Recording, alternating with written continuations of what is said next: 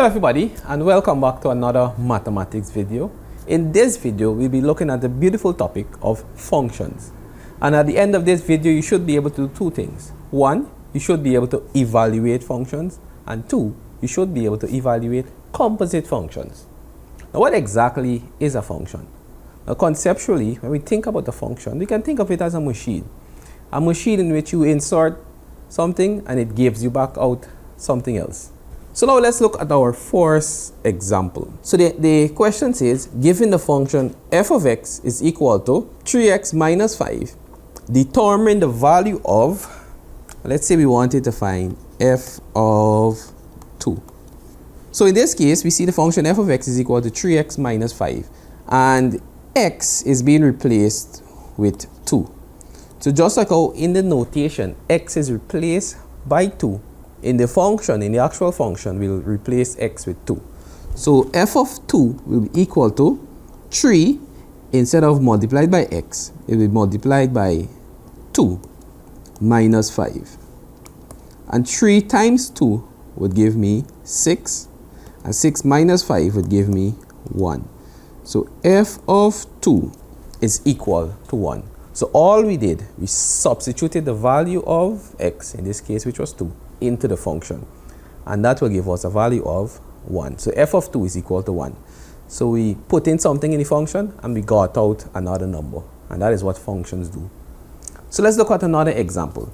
Let's say we wanted to find f of negative 3.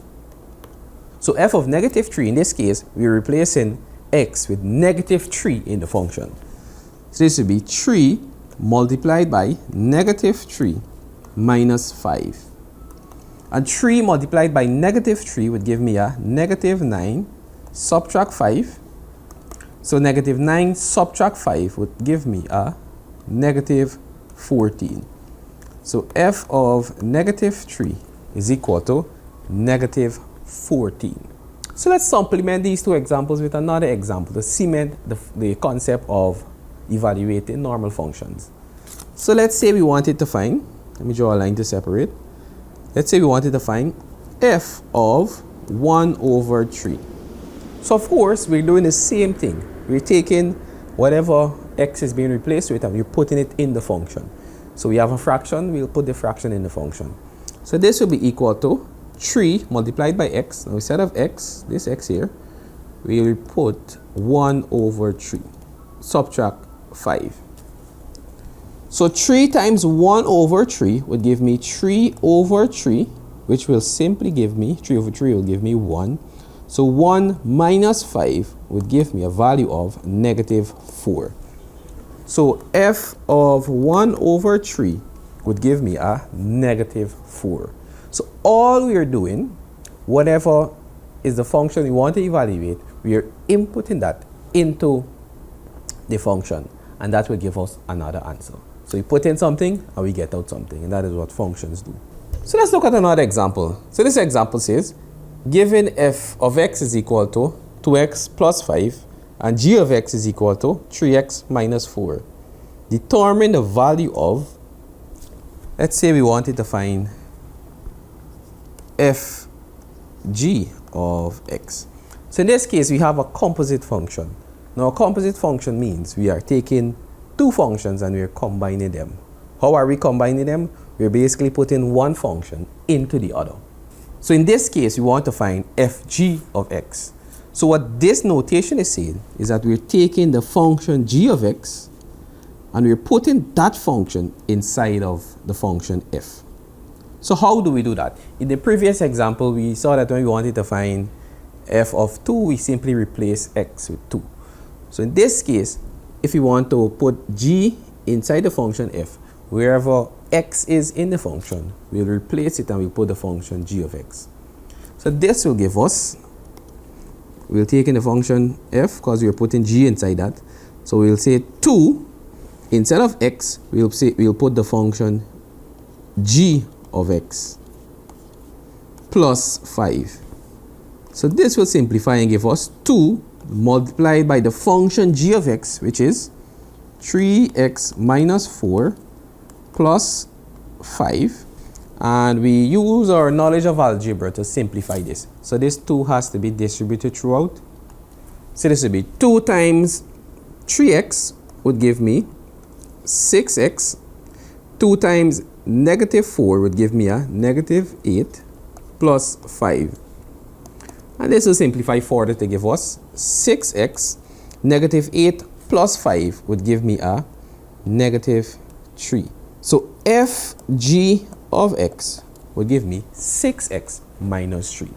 So we're taking the function g and we're putting it inside the function f. Whatever function is on the outside, we're putting that inside the inner function. Let's look at another example. Let's say instead of fg of x, we wanted to find gf of x. In this case, we're taking the function f, because f is the outer function, and we're putting it inside of g, which is the inner function.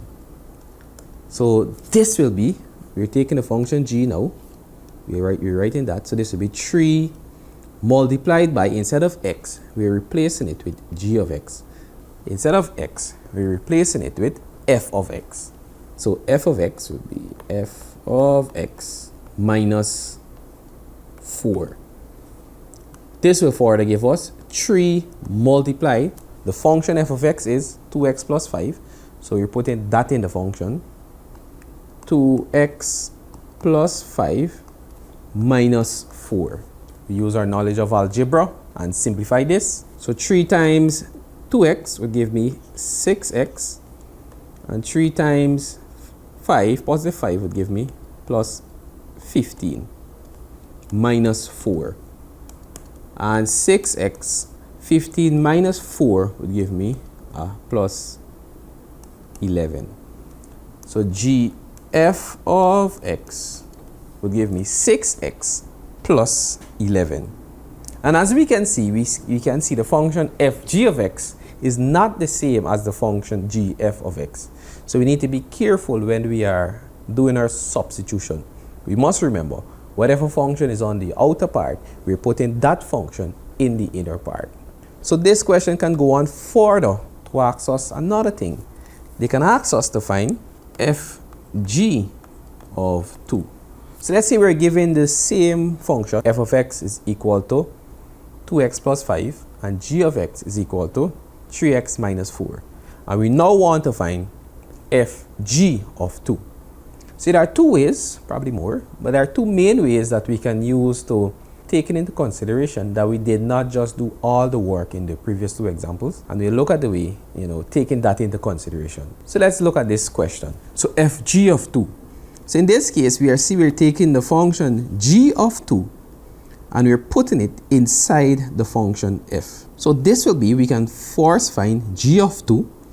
So g of 2 would be equal to, we'll use the function g of x. So this will be 3 multiplied by x. Instead of x, we'll say 2.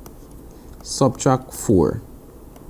So 3 multiplied by 2 would give me 6. Subtract 4. 6 subtract 4 would give me 2.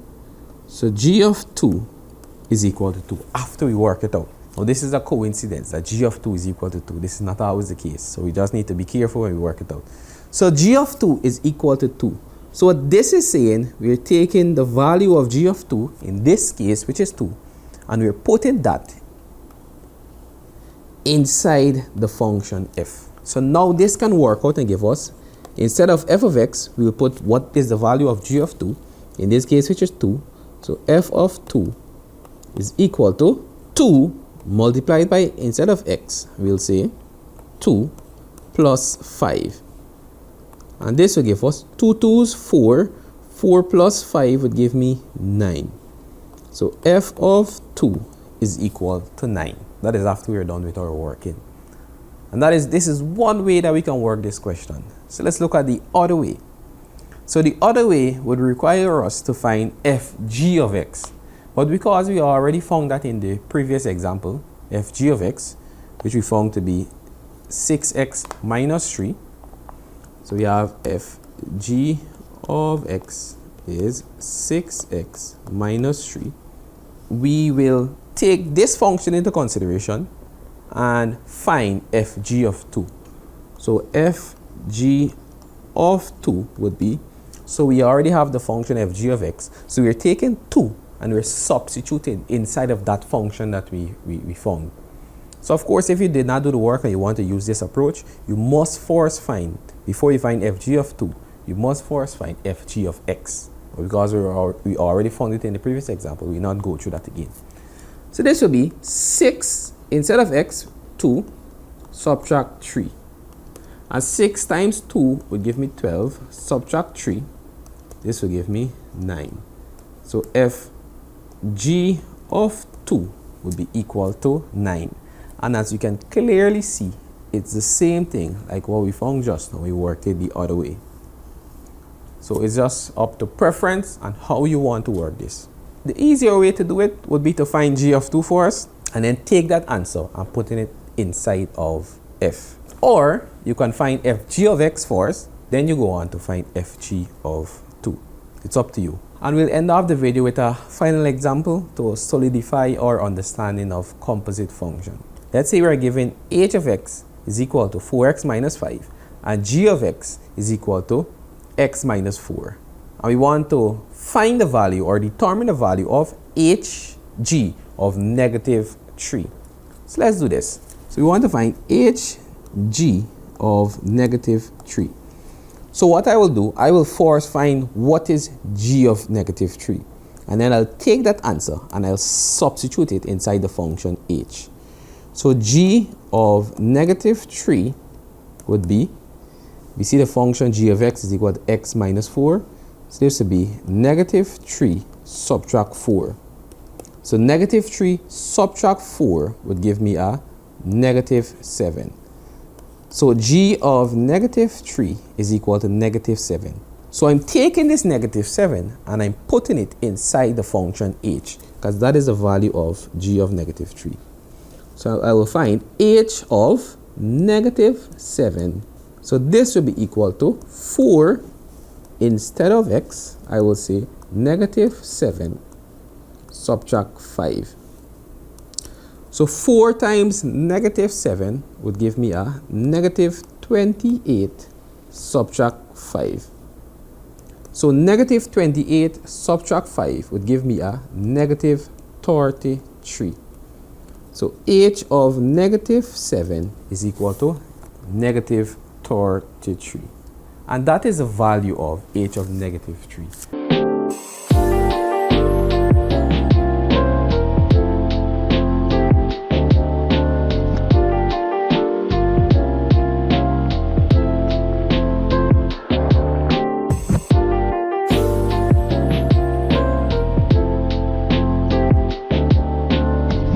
And that is how we work these kind of composite function questions. Now these questions will typically go for 2 to 3 marks and they are easy marks. It's just up to you now to remember these steps and remember how to do your substitution. And your little knowledge of algebra will guide you through getting these questions correct. So with that being said, that has brought us to the end of this video. See you until next time.